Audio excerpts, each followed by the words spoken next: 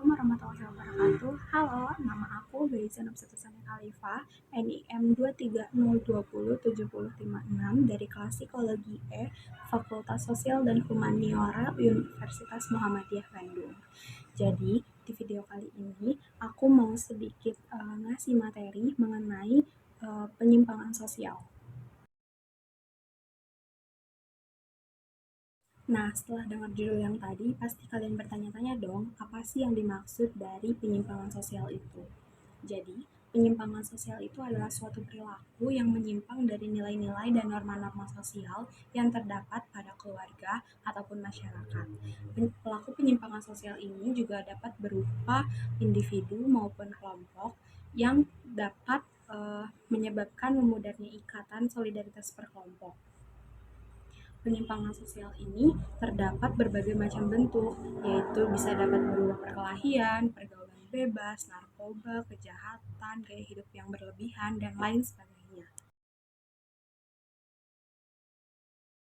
Penyimpangan sosial tersebut pasti ada beberapa penyebab dari terjadinya penyimpangan sosial. Di sini yang aku jelaskan akan ada 3 penyebab. Yang pertama adalah penyebab biologis. Misalnya, orang yang lahir sebagai pencopet ataupun bangkang, ia akan membuat penjelasan mengenai isi penjahat yang sejak lahir. Berdasarkan ciri-ciri tersebut, orang itu bisa diidentifikasi menjadi penjahat atau tidak. Ciri-ciri fisik tersebut antara lain adalah bentuk muka, kedua alis yang menyambung menjadi satu, dan lain sebagainya. Penyebab yang kedua adalah faktor psikologis. Menjelaskan sebab terjadinya penyimpangan ada kaitannya dengan kepribadian yang retak atau kepribadian yang memiliki kecenderungan untuk melakukan penyimpangan. Dapat juga karena mengalami traumatis yang dialami seseorang. Itu menjadi salah satu faktor kenapa sih gitu kan pelaku penyimpangan sosial itu terjadi. Faktor yang ketiga adalah faktor sosiologi. Menjelaskan sebab terjadinya perilaku menyimpang ada kaitannya dengan sosiologi yang mungkin kurang tepat. Individu atau kelompok tidak dapat menyerap norma-norma kultural budaya yang berlaku di daerah tersebut.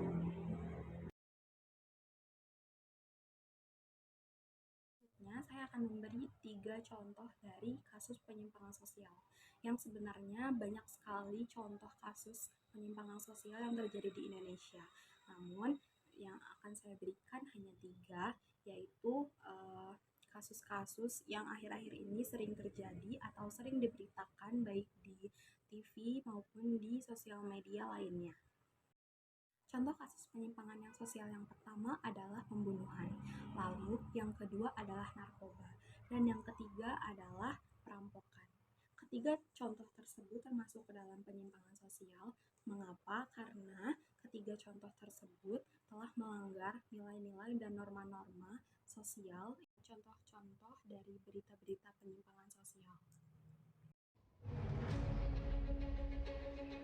Siapa yang menyangka di dalam rumah mewah inilah nasib model terkenal asal Hong Kong berakhir tragis. Ada 31 adegan yang diperagakan pelaku dan ditemukan fakta baru, yakni pelaku sempat menaruh korban di atas sebuah meja warung makan.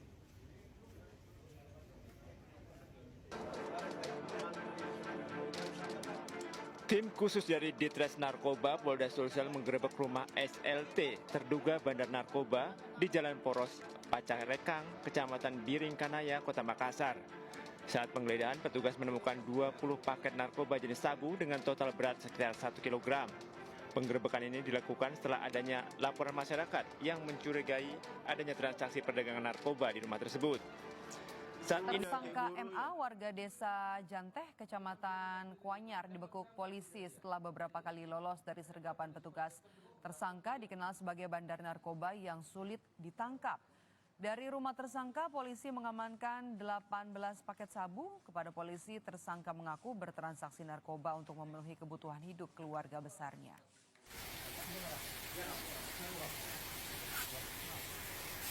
Mana barang-barangnya?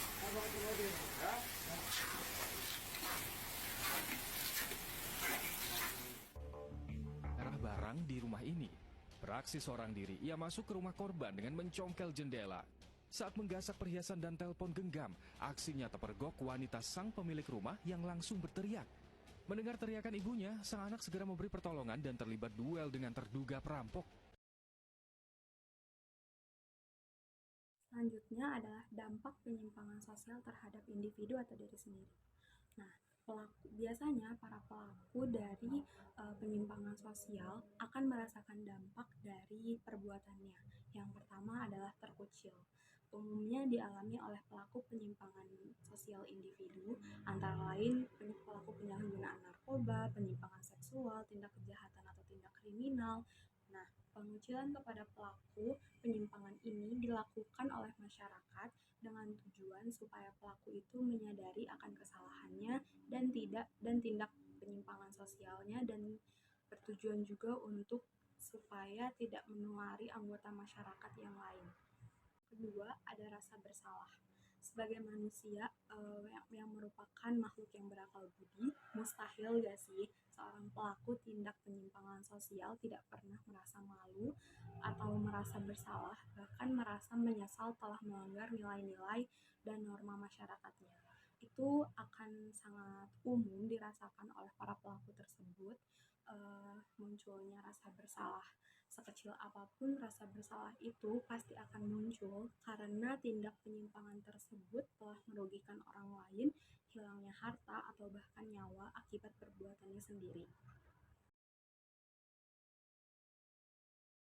Dari dampak penyimpangan sosial terhadap individu atau diri sendiri, di sini juga ada dampak penyimpangan sosial terhadap masyarakat. Yang pastinya masyarakat juga akan terkena dampak dari para pelaku. Yang pertama ada kriminalitas. Tindak kejahatan, tindak kekerasan seseorang kadangkala itu adalah hasil dari penularan seorang individu lain, sehingga tindak kejahatan akan muncul berkelompok dalam masyarakat. Contohnya, residivis dalam penjara akan mendapatkan kawan sesama penjahat, sehingga saat mereka keluar dari penjara itu mungkin akan memunculkan atau membentuk suatu kelompok penjahat, sehingga dalam masyarakat muncul kriminalitas yang baru. Yang kedua, ada terganggunya keseimbangan sosial. Menurut Robert Camerton, mengemukakan teori yang menjelaskan bahwa perilaku menyimpang itu merupakan penyimpangan melalui struktur sosial. Karena masyarakat merupakan struktur sosial, maka tindak penyimpangan pasti akan berdampak terhadap masyarakat yang akan mengganggunya keseimbangan sosial. Nah, aku akan ngasih tahu gimana sih upaya mengatasi penyimpangan sosial. Yang pertama adalah sanksi yang tegas. Sanksi yaitu persetujuan atau penolakan terhadap perilaku tertentu. Persetujuan adalah sanksi positif, sedangkan penolakan merupakan sanksi negatif yang mencakup pemulihan keadaan, pemenuhan keadaan, dan hukuman. Sanksi diperlukan untuk menjamin tercapainya tujuan dan dipatuhinya norma-norma. Pada pelaku penyimpangan sosial, selayaknya mendapatkan sanksi yang tegas, yang berupa hukuman yang tegas sesuai dengan undang-undang yang berlaku demi pemulihan keadaan masyarakat untuk tertib dan teratur kembali. Yang kedua, ada penyuluhan. Melalui jalur penyuluhan, penataan ataupun diskusi dapat disampaikan kepada masyarakat penyadaran kembali pelaksanaan nilai, norma, dan peraturan yang berlaku. Kepada pelaku penyimpangan sosial, kesadaran kembali untuk berlaku sesuai dengan nilai, norma, dan peraturan yang berlaku yang telah dilanggarnya. Harus melalui penyuluhan secara terus-menerus dan berkesinambungan, terlebih pada pelaku tindak kejahatan atau kriminal. Peran lembaga-lembaga agama, kepolisian, pengadilan, lembaga permasyarakatan sangat diharapkan untuk mengadakan penyuluhan tersebut. Terakhir adalah gimana sih sikap yang seharusnya cocok dalam menghadapi penyimpangan sosial. Yang pertama adalah tidak mudah terpengaruh. Asal diri kita sendiri itu mempunyai kepribadian yang kuat dan teguh terhadap prinsip, maka kita tidak akan mudah atau gampang terpengaruh pada hal-hal yang tidak baik atau menyimpang. Seandainya setiap insan atau individu masing-masing mempunyai kepribadian yang matang, maka pengaruh buruk tidak akan bisa membuat perilaku menyimpang. Berpikir positif atau positive thinking. Dengan berpikir positif, maka kita akan berperilaku dan berbuat hal-hal yang positif juga. Penyimpangan sosial juga tidak akan muncul dari individu-individu yang mempunyai pikiran yang positif. Lalu yang terakhir adalah mengurangi arogansi dan sikap eksentrik.